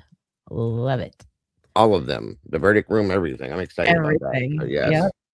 Yep. Yeah, I'm like really impressed with Sunday. I thought it was excellent. Excellent information, excellent Yes. discussion. Yeah.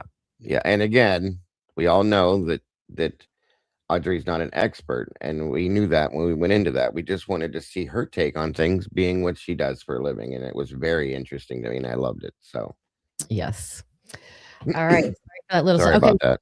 So his first response here is, well, I don't know why they wouldn't.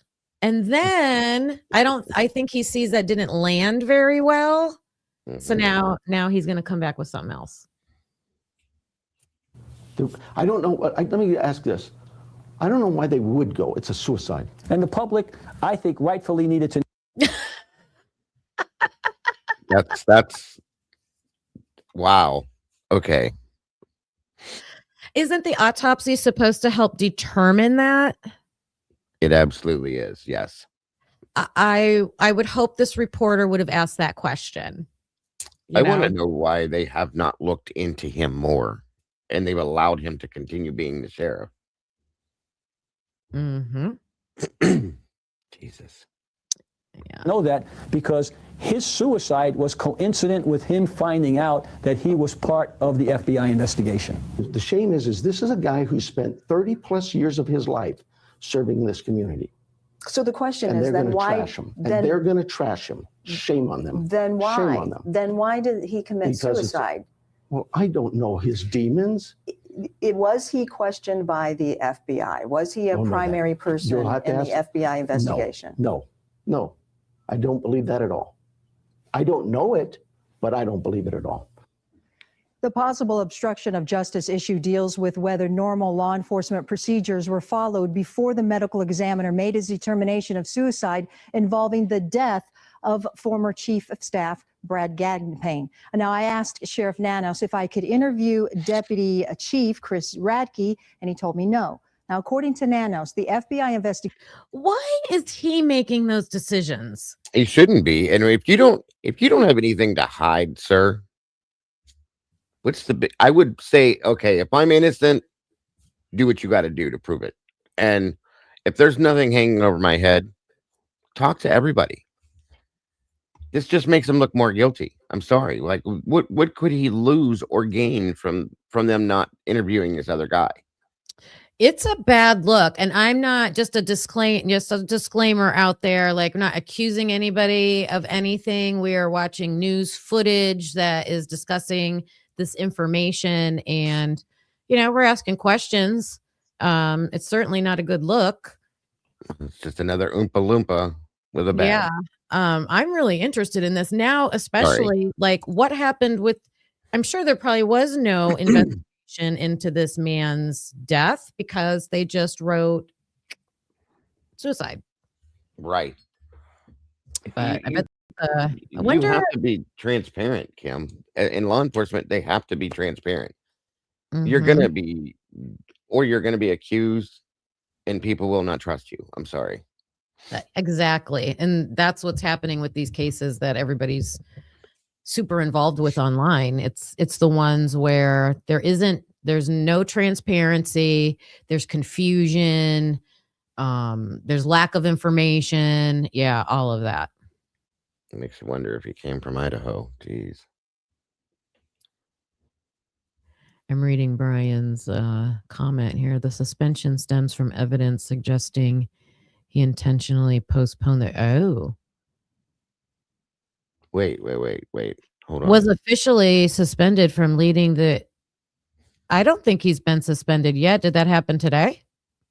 I was gonna say, is that new? Oh boy. Yeah. I know there's a lot of discussion about it.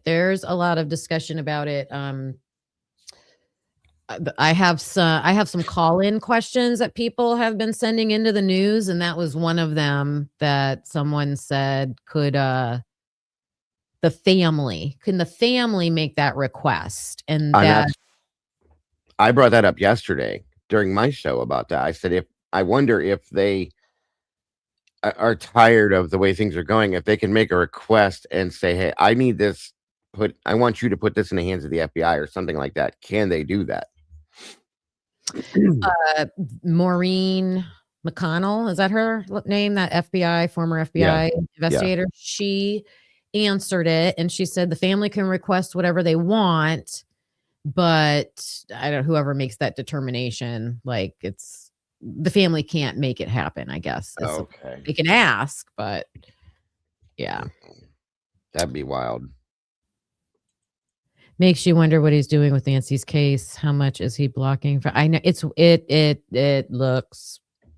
I said funny. I said a week ago, I said, they don't like when we speculate about things. Okay. But when you have somebody that's doing things like this, that's blocking other agencies from assisting in an investigation, it's a missing person who's been missing for three weeks. She's 84 years old with health issues. And like I said, I think we talked about this the last time I was here. If something were to have happened to her, which I believe in my gut that she's gone. Okay, I've said that. Unfortunately, can that come back to what he's done to delay things in the investigation? Because it seems as though, and this is just my own opinion, please don't take this any other way, but with the things he's done, like he's working with the kidnappers, and I don't want to believe that's crazy, but when you look at the things he's done, look at what it looks like on the outside, Mm-hmm. And I'm not saying that's what it is. I'm not being accusatory in that aspect. I'm saying it just looks that way if you were look in from the outside. Yeah, and going back to this whole RICO thing, like that was just, okay, you misused funds. Okay, yeah, it's like it's a horrible charge, whatever. That third guy, I was reading about this, and I don't know if he's the one that when I was reading it, they said the surgeon, and I'm like, surgeon? So I don't know if they used the wrong word or something in this article, but somebody reported it. Reported this, and so I don't know if it was that guy or if he was just involved because he had something to do with like approving the funds. But ultimately, I think he's the one who knew what was going on. Wow. Brian said he sent you an email, Kim, about something to do with this. Thank you, Brian. Yep. Looks like Brad Guy's on top of this one. Yeah, he is. And then what was the other thing you were saying? The Oh, me? Yeah, what were we just talking about? I was saying how things look from the outside.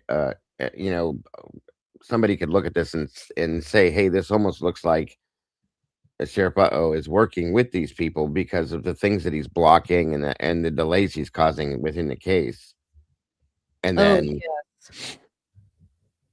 but again, that's just an observation from the outside. It's not an accusatory thing. I'm not saying that for sure. But if you were to just look at this and you see these things and the time that it's been, people will say things like that. We're pretty good at this point of like listening to press conferences and reading the press releases and the news that's coming out and okay, well, if they know this, they probably have this information, like stuff like that, because we will not get to see what they actually did until there's some kind of closure and the documents can be released. Yes. So no one gets to review anything until like hindsight. Which makes it very speculative right now. Sure. And I think all the questions I'm seeing everybody ask are rightful, to be asking them. I saw you play that clip yesterday where the sheriff said when they responded Saturday night. Yeah. Was that, I was trying to look at what he was wearing. Was that in one of the press conferences? I think he had his uniform on, or was that in one of his like sit down interviews? Do you know? I think that was the interview with Enton that he had that 10-minute thing or whatever it was. Oh, okay. The one-on-ones. Okay. Yeah, I think that's where they pulled that from. Because one of the things I wanted to talk about was like some of the theories that are starting to be out there because we don't have a lot of information. So no, there was a TikToker who put up a report that it looked official and it said it came from a Pima County. They set up the site is real. I went on it and it's like the Pima County submission evidence submission site. So they started this whole evidence submission just for the Nancy Guthrie case. When I went to that site, the document that this guy had on his TikTok was there. Like, and then it said submit. And I'm like, why is this there? And why is it asking me to submit it? It was almost like a virus or a scam, or it was something weird. But the document said that, that it was a report that they showed up to her house, or no, that a missing person. Yeah. It was a missing persons report at 7 p.m. Saturday night. That's what it was. For Nancy Guthrie. So I don't think that that's real because I couldn't find it anywhere else. But that's one of those. But someone is out there like saying that that's real, and I don't think it is. That is not. But then you do have the sheriff on video saying Saturday night. Just weird. Which I will say, people make mistakes, folks, and I'm not so tightened down that I can't accept that he could have just misspoke. Okay, we have to be able to have a little bit of slack on that leash. Okay, just a little. But you know, when the problem with something like that is, in my opinion, is when you have. Can you hear me? Okay, by the way. Yeah, great. Okay. The problem is when you have all these other things that are dangling around this case that he's doing wrong. Anything he says or does is going to be like axed immediately. It's going to be attacked. Okay. So we gotta be able to balance it, you guys, is all I'm saying. Like, okay, did he just make a mistake, say Saturday night when it was actually Sunday morning sometime?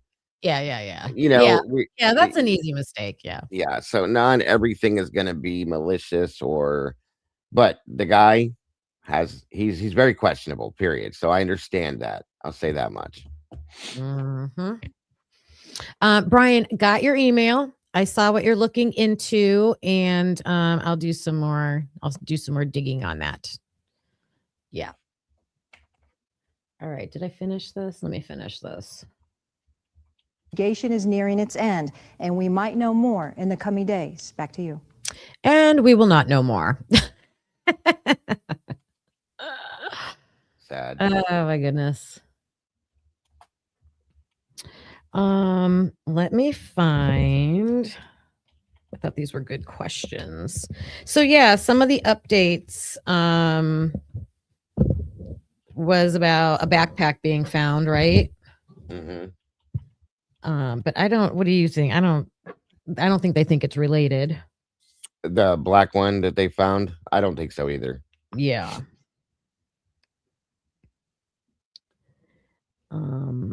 Yeah, he's definitely not a nice person. I agree with Brian on that. He's not good at his job, in my opinion.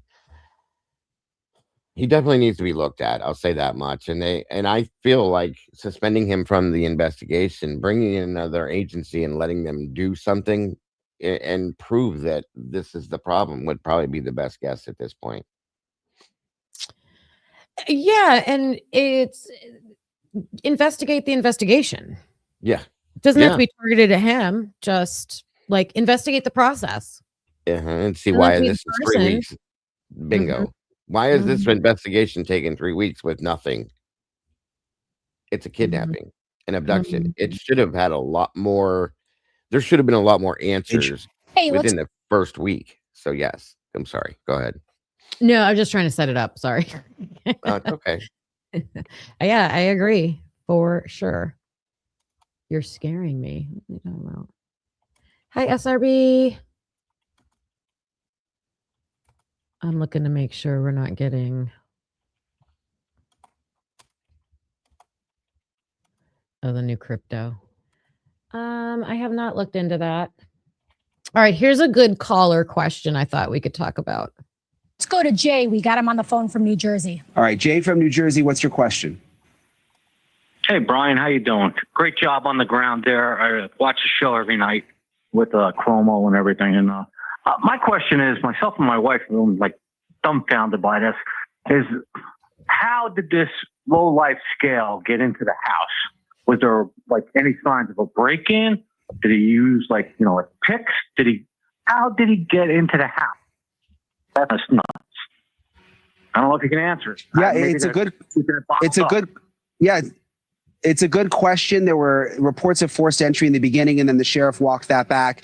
Eric, what do you think? I mean, we've seen the suspect at the front door. We have the video up right now, but we don't know that he went into. Okay. Oh, that got real light real quick. Why is that so light?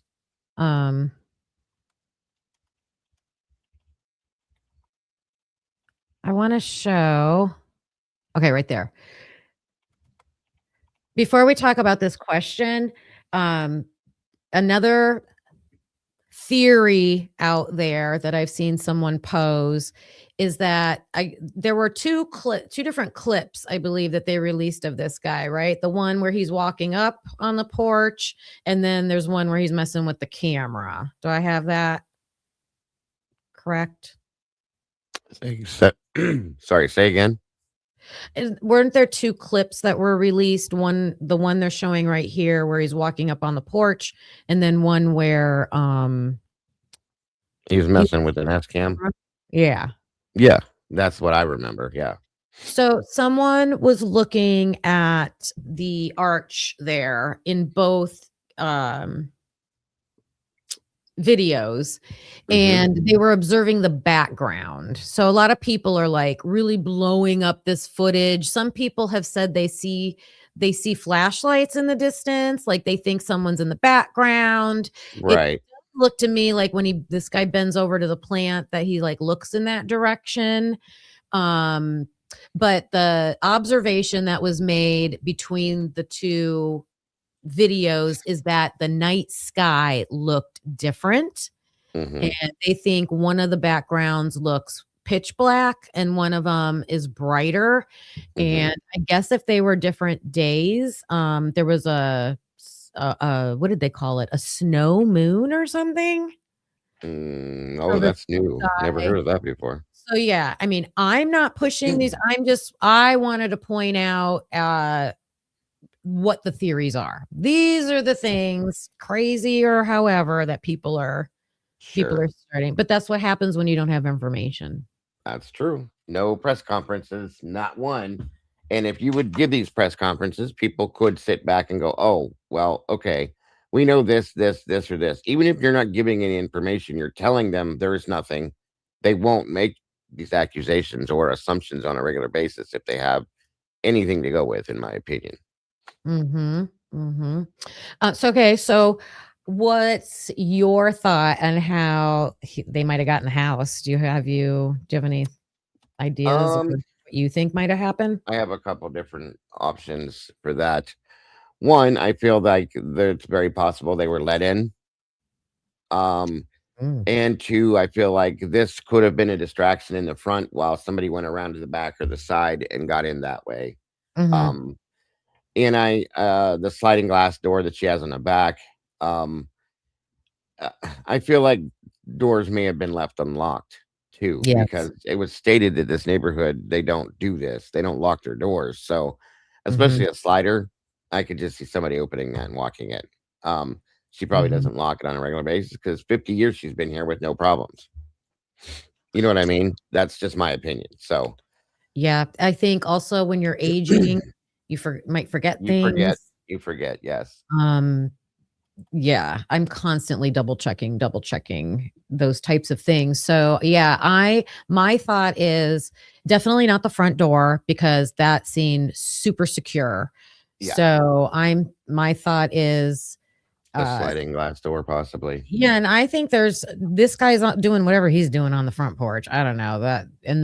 But I think someone's around the back, or I wonder if she went in through the garage, so there's got to be a house door to go into the house from the garage. Did that one get locked? Could be. That could be. Yeah. I know people can get into garages. Like I know there's way, even if they're automatic, they can still get in them. And then there was no forced entry described, right? Right. So wedging open a garage isn't going to show any force. No. Very good point. Yeah. Back doors tend to not have very good like locks that could be like picked or, kind of open too. Yeah. I don't know. Maybe now I'm thinking that garage door. And a lot of people think if the garage is down, I don't have to lock that door because the garage is secure. So that could be too. Absolutely. I don't know. I am probably gonna wrap this up, but things that I wrote down, if you have any thoughts about like this timeline, the blood in the house, or DNA in the house. These things are giving me questions. Like, I'll just end with this DNA because I think I'm gonna go into DNA tomorrow. If they found unknown male that I think now they're saying is Hispanic, that came out new over the weekend. That's interesting. Hispanic male blood. Has that? All I know is I heard that. And I think I heard Brian Etten say it. I don't know. I'll have to verify it. Do you think the perpetrator was bleeding in that house? I mean, it could be. Maybe I'm like, what would make them bleed? If Nancy fought back in some sense, and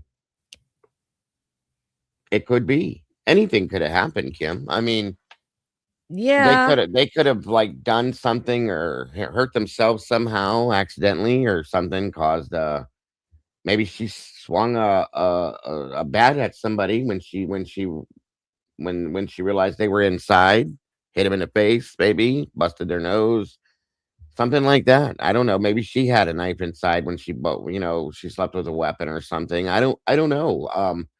But it's possible. It is very, very possible. I don't discharge anything. You know what I mean? I don't think they've said for sure it's blood, but I was just thinking if it was. The only problem is they said that there was no. It didn't seem to be like that there was any kind of a struggle inside. So if it was, then it would be that, she was prepared in some aspect and had a weapon, possibly. Maybe she stabbed somebody in their arm or, you know what I mean? Anything. That's true. We don't know if she had she could have had something. Right. Because she's an older woman by herself. I could see that. I could definitely see that. So I'm leaning towards if they were injured, they probably injured themselves somehow, being like in a unknown house or something like that. But right. So then, if it's not blood, like, is it fibers? If they were in there for like 41 minutes or something, then they had to have collected maybe sweat, spit, hairs. Even though they had that ski mask on, that ski mask looked like knit material, and that knit material gets very fuzzy, and I just think things can come off of that. So yes, that's a very good point. Yeah, I think I'm going to. I want to dig into the DNA because that's just where we're stuck at with this case. It's just like the waiting game now because they're not. The sheriff flat out came out and said to a reporter, "We don't have any names we're investigating." That's true. This is true. Yeah, and they're just waiting for this DNA, and I have a lot of questions about some of the statements that I've heard about the DNA. Like did you hear him describe like it's a mixture? Yeah. Yes. Yeah. And I'm very curious as to a mixture of what? True. Who and what? Is it a mixture of? You know what I mean? Right. To me, in my opinion, that's why I want to dig into this more for tomorrow. He's making it seem like the mixture is causing a lot of issues with getting a profile, being able to use it, doing anything with it. And from what I've learned about DNA with the Brian Koberger case, I don't think that's true. Right. But we'll find out, and I'll come back with some information about that tomorrow. Do you have any other final thoughts about this for today? I truly, honestly wish they would find her for the family's sake and hers. And I hope that if they do, I know this sounds like crazy, folks, but I hope she's okay. I mean, I know it's been 3 weeks. 22 days is a long time, and with her health issues, not having all of her medication, all that kind of stuff, I understand that this is a very long shot, but I still hope and pray and possibly think that it's something that could happen. So yeah, I agree. Keeping the focus on her, that this will be a happy ending, that they're gonna be able to locate her. I do. Sad. It would be very sad. So yeah, with no information coming out, I'm just going to keep going back to the information we do have, and That's all we can do. not like, well, I guess it's part of investigating the investigation, right? What has been said and what can we dive into. So that's Which what definitely needs done. They definitely need to be looking into what's going on within the investigation, see why we're at 22 days, why things weren't done within the first week that should have been done, why there's other agencies that aren't involved in this. All those kinds of things, in my opinion, need to be looked into. Hi, Caius. And breakfast is here. I always say that when it's either it's bacon, eggs, and hash. And sausage biscuits. And there's sausage biscuits, yeah. And I always say breakfast is here. That's so funny. Oh, are they both? I don't think so. I don't see them both, but okay. Funny. And then Puerto Vallarta. I don't know if you saw, I told my personal stories earlier. You might want to go back and check them out if you want a little bit of a chuckle later. I haven't seen anything with that yet. Is it still going on? Yeah, like I think warnings went out today for Americans not to go there, which is concerning to me. Wow. Yeah, for good reason. Yeah. So, I'm going to follow it for that. That's why I shared like my personal stories earlier, because I have a connection to it and interest in what's going on. So I'm sure it will die down. I hope. It took the police down there. Like they just left those citizens high and dry for a while. Like nobody showed up, but I think their culture down there is different. And I just think the way the police interact with the cartels is more of a negotiation type thing than good guys, bad guys. Like that's yeah. I think I agree with you. And the way I've always saw it is, that the cartel or the police kind of just let them do what they do, and they have probably a version of an agreement, like we won't do this, this, and this as long as you don't do this. Yeah. That's how I see it. I've always seen it like that, and it's sad, but it is what it is, because they know that the police know that they probably can't take full control of a situation with them, and the cartel probably realizes that the police can jam them up, but not enough to shut them down. And it would it's a business that they have, that they run, and they don't want, their business being, and they're infiltrated into everything. So I'm expecting it to, I don't know how long it's going to take for it to calm down, but I'm going to keep my keep my eye on that. Hopefully soon. Yep. I'm going to clock out for now, you guys. Thanks for coming up here and discussing. Sorry again, I was late. That RICO part was. It's wild. That's some good information right there. Very interesting. Yes, ma'am. Thanks for joining me, everybody. Seahawks fan. Hello. I got to do it in this other thing. Hi, Tandy. I hope you guys have a great rest of your day and go on over to the True Crime Cafe with Dago. Are you doing a show? I'm trying to at some point. As soon as I get everything I'm supposed to do done, I will. Yep. So we'll go check out Dago later today. He's usually on most weekdays. He's usually on most days. Anytime. I always go over and just click and see, is he live? Awesome shows over there. Thank you. Yeah. All right, everybody, clocking out, and I will see you tomorrow. Bye, Dago. Have a great one, you guys. Thank you for supporting her. We'll see you soon. Yep. Bye. Thanks for watching. Hope you felt the spark. Please hit that like before it gets dark. Subscribe. It's free and keeps us going strong. You're part of the crew now, right where you belong. Join us next time. Same truth, same fire. We bring the heat and never tire. We're typically unique and proud to be a husband and wife in podcast harmony. Be unique, yeah, that's you and me.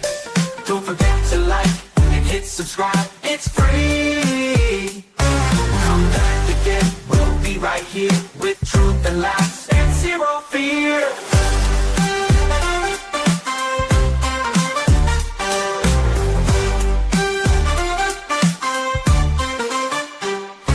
We don't always agree, but that's the show. One love, two minds, letting it flow. We dig deep with crack jokes, we call it like we see. If that's your vibe, you belong here with me. We don't always agree, but that's the show. One love, two minds, letting it flow. We dig deep with crack jokes, we call it like we see. If that's your vibe, you belong here with me. We don't always agree, but you felt the spark. Please hit that like before it gets dark. We dig deep with crack jokes, we call it like we see. If that's your vibe, you belong here with me. Thanks for watching, hope you felt the spark. Please hit that like before it gets dark. Please hit that like before it gets dark. It's free, it keeps us going strong. You're part of the crew now, right where you belong. Join us next time, same truth, same fire. We bring the heat and never tire. We're typically unique and proud to be a husband and wife and proud to be a husband and wife in podcast harmony. Yeah, that's you and me. Don't forget to like, hit subscribe, it's free. Come back again, we'll be right here with truth and laughs and zero fear.